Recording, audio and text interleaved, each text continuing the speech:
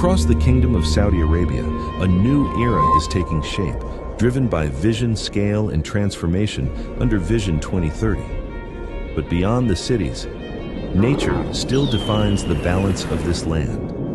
In the depths of the Red Sea lies one of the world's most delicate and vital ecosystems.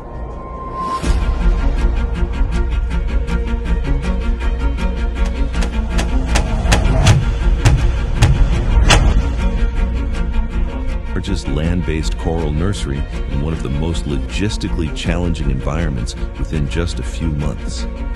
This is where science meets purpose to secure a sustainable marine future for generations to come.